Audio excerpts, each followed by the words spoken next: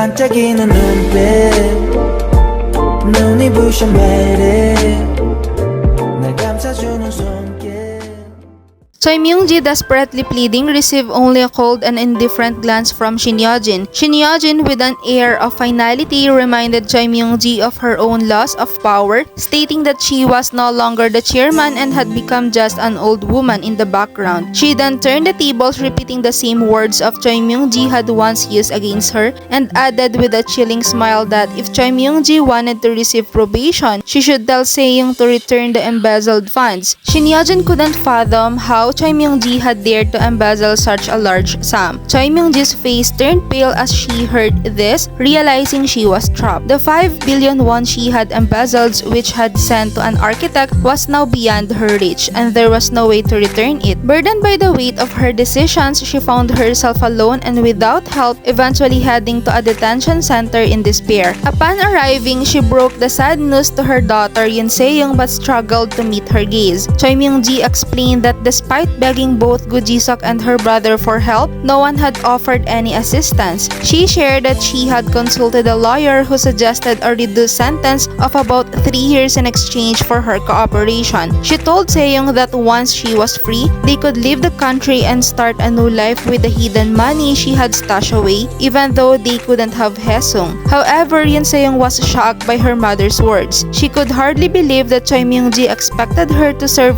3 years for a crime she hadn't even benefited from. Seo-young raged, claiming that she hadn't spent a single penny of the stolen money and that it was her mother who had taken it all. Despite the emotional outburst, Choi Myung-ji remained steadfast, refusing to confess, and instead coldly suggested that Seo-young work with a lawyer to arrange a confession. As Choi Myung-ji quickly left, Yoon Se-young was left behind, feeling utterly betrayed. Her anger and sorrow were overwhelming as she wondered how her mother could do this to her. The realization that she had been manipulated all her life by Choi Myung-ji settled heavily in her heart, and she decided that if she had to spend 3 years in prison, she would betray her mother in order to escape. Determined, Yoon Se-young contacted her lawyer Goo Ji-seok and informed him that she had made up her mind. Soon, Goo Ji-seok arrived at the detention center and Seo-young revealed where Choi Myung-ji had hidden her slush fund. She handed him the address along with the password and expressed concern about getting out of prison. Goo Ji-seok reassured her, nodding confidently and explaining that as long as they could find the evidence, she would be freed. With a plan in motion, Goo Ji-seok left the detention center, his face set in determination. He immediately contacted Shin Yeo-jin to upgrade her on the progress. It was now time for Shin Yeo-jin to take action. She met with Choi Myung-ji, who, desperate to save her daughter, lowered her guard as she accepted the drink offered by Shin Yeo-jin. Little did she know that Shin Yeo-jin had drugged the wine. As the alcohol took effect, Choi Myung-ji became increasingly dazed. She apologized for the dizziness and excused herself, but Shin Yeo-jin calmly helped her to bed. Once Choi Myung-ji was unconscious, Shin Yeo-jin's cold eyes flickered with a murderous intent. She stood over Choi Myung-ji, sitting with anger at how Choi Myung-ji had chosen money over her own daughter. Yet, she quickly suppressed her rage, focusing on the task at hand. Finding the key to the hidden slush fund, Shin Yeo-jin found the golden key to the warehouse, the symbol of years of hidden crimes. With victorious smile, she grabbed the key and along with Goo Ji-seok rushed to the warehouse where the dark secrets of Choi Myung-ji's life were kept. Inside, they found a wealth of documents including evidence of Choi Myung-ji's involvement in numerous murders and the betrayal of those who had helped her. Among these documents was also the truth about the brake failure that had caused the deaths of Goo Ji-seok's parents. This revelation shattered any doubts about Shin Yeo-jin's innocence, finally clearing her name after years of false accusations. With the evidence secured, Shin Yeo-jin and Goo Ji-seok immediately contacted the police. The information they had was irrefutable. As Choi Myung-ji's warehouse was raided, both the architect and director Choi were arrested. At the architect's home, the missing Yeo-jin's phone was discovered, containing vital evidence. The voice of the home owner, which had been heard in a call from 7 years earlier, matched Choi Myung-ji's, proving her involvement in the crime. The truth was finally revealed. Choi Myung-ji was responsible for the death of Goo Ji-seok's parents as well as the embezzlement of 50 billion won from Hyesung Group.